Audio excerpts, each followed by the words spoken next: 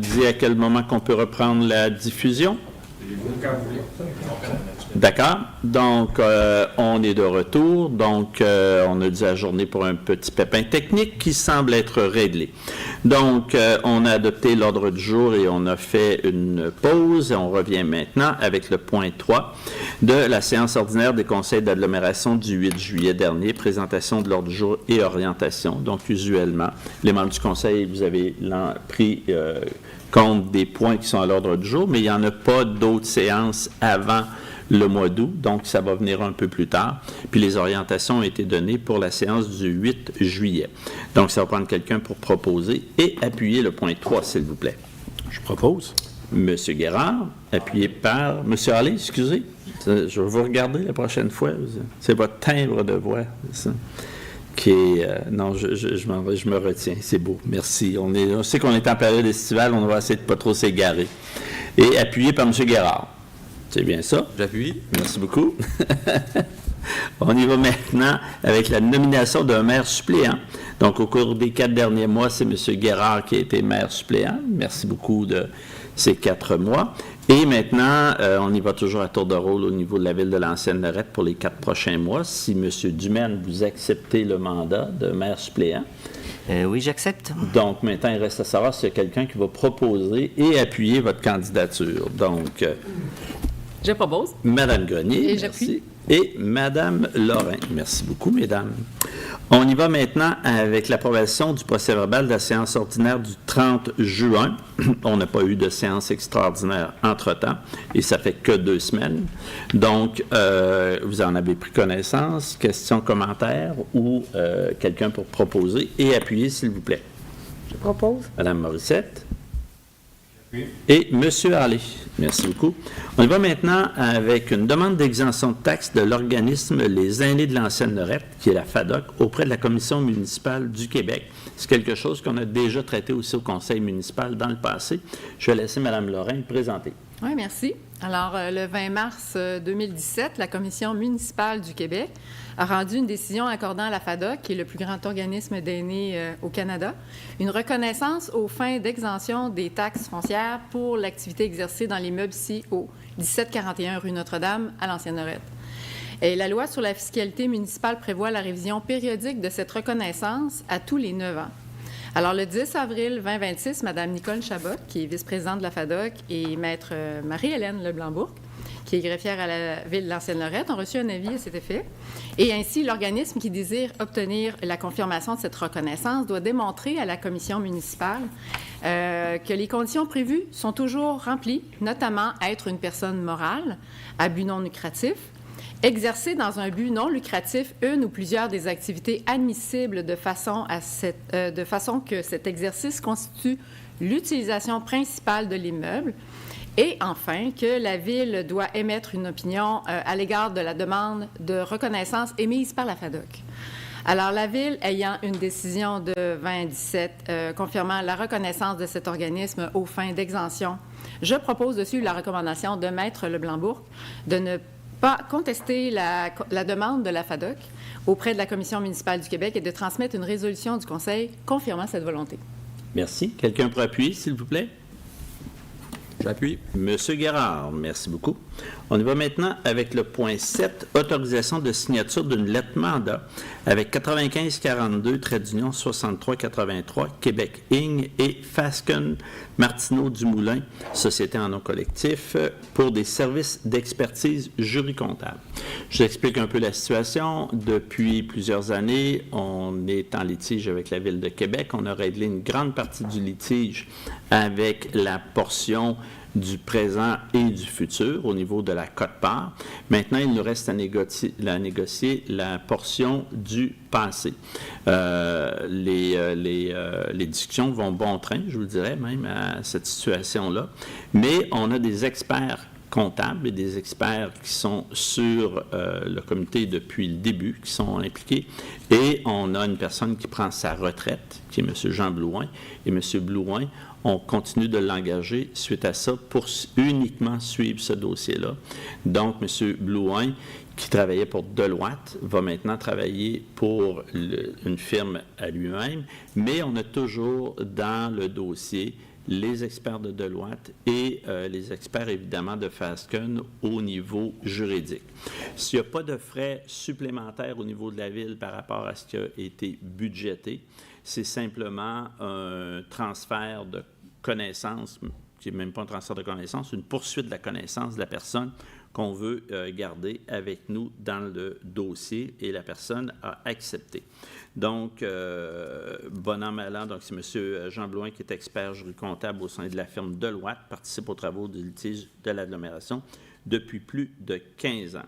Comme M. a pris sa retraite, le mandat d'une durée, on prolonge son mandat d'une durée d'1 an, qui débute le 1er juin 2026 et se terminant le 31 mai 2027.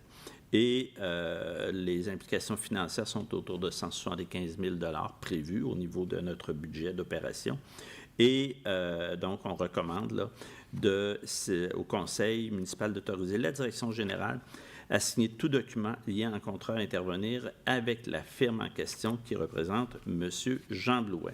Donc, quelqu'un pour proposer et appuyer, s'il vous plaît. Je propose. Madame Grenier. J'appuie. Et Madame Morissette. Merci beaucoup. On y va maintenant. Monsieur Fortin, ça va bien? Oui, ça va bien. On va aller avec nos points d'urbanisme. Oui, on a 2 demandes de dérogation mineure ce soir. Donc, la première demande, vous la voyez à l'écran, c'est au 1236 rue de la Détente. On voit ici le site en question. On est situé dans la zone RAB 39 au niveau de la réglementation du zonage. C'est un assez grand terrain, donc on voit la vue un petit peu plus rapprochée. C'est une résidence unifamiliale qui comporte un logement ou sous-sol. Donc, la nature de la demande, c'est de permettre l'agrandissement du dit bâtiment principal avec une marge de recul latérale de 0,53 mètres, alors qu'il y a un minimum prescrit par le règlement de zonage de 0,6 mètres.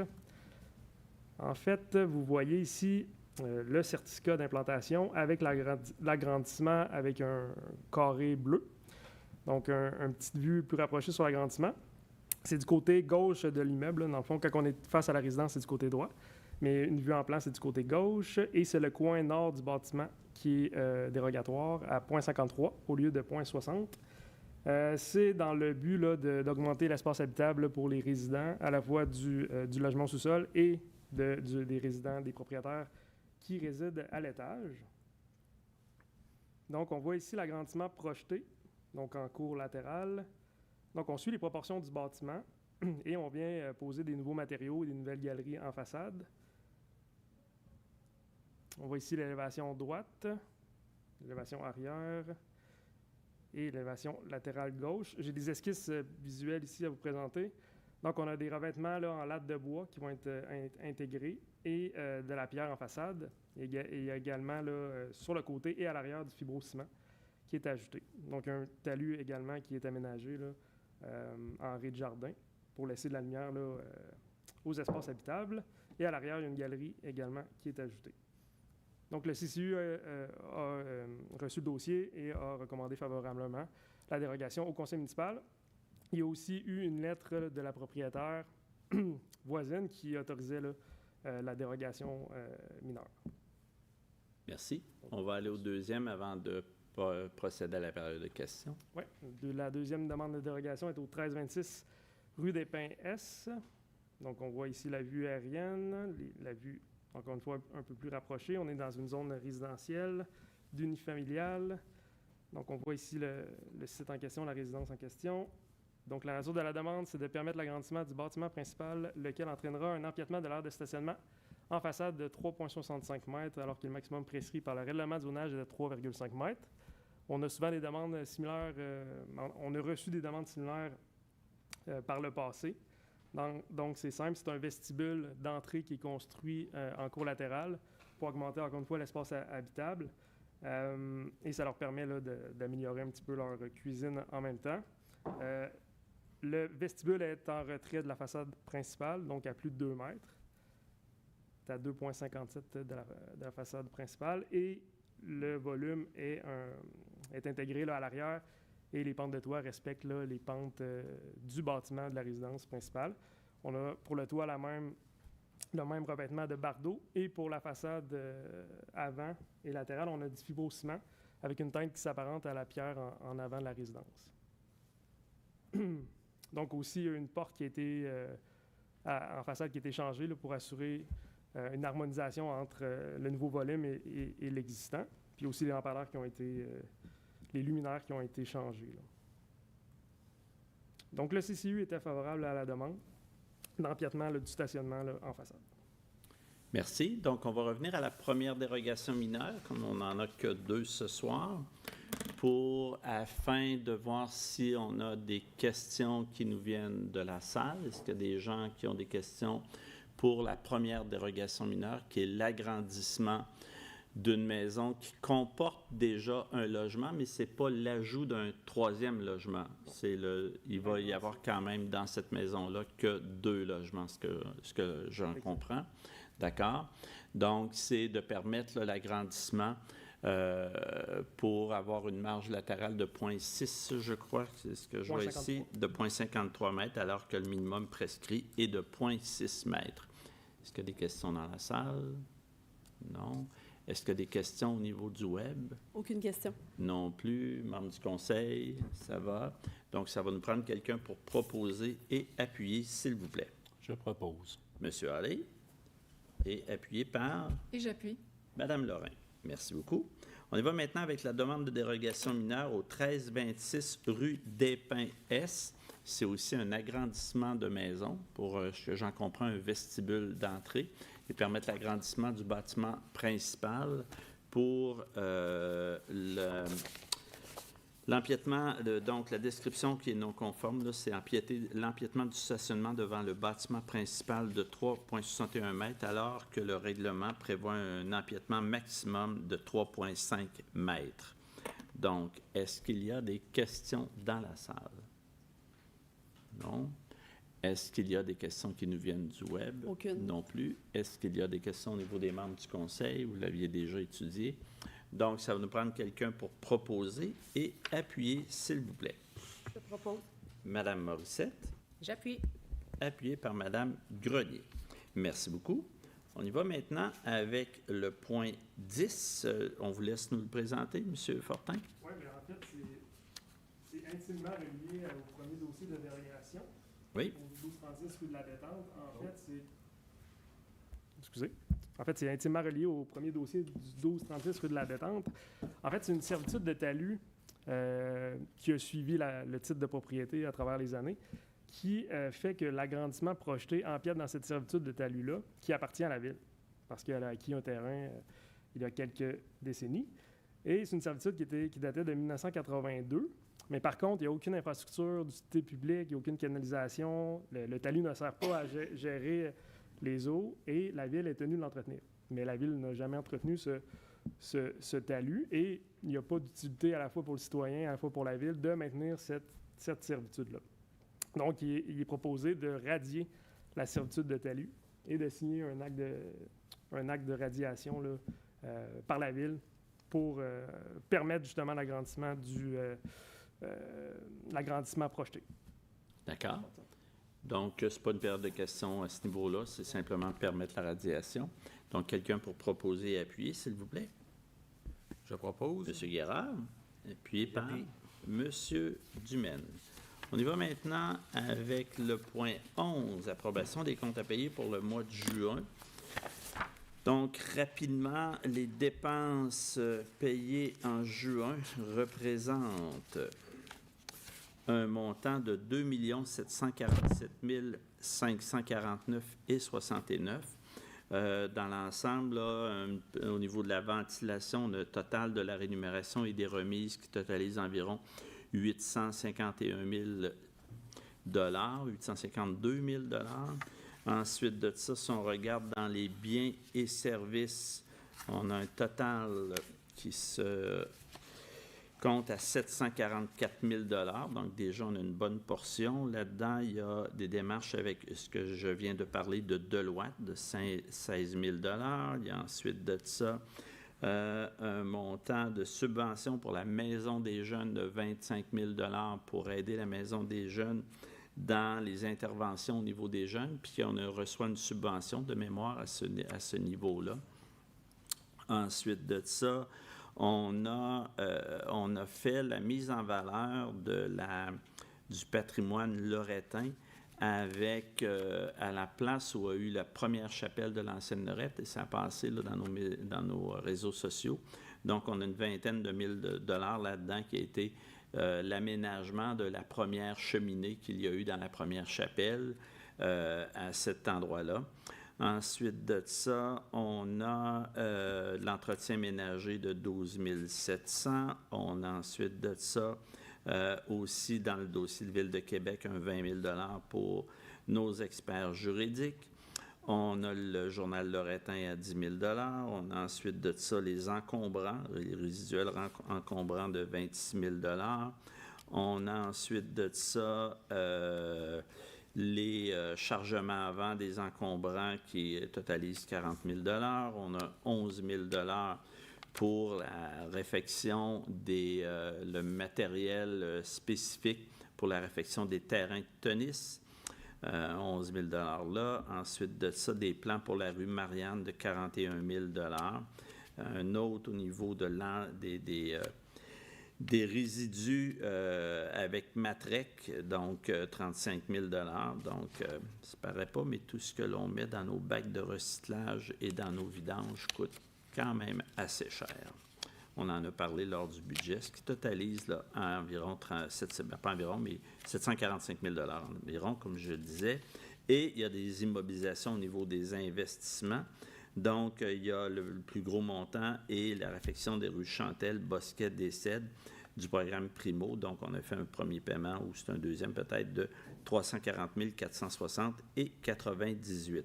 Ensuite de ça, il y a le travail qui a commencé sur la rue piétonne la traverse de la rue piétonne Jules Verne, 32 000 $. Terrain de piqueur-ball, 7 500. Ensuite de ça, les études pour la réfection de la rue Turmel, phase 2, un 10 000 $.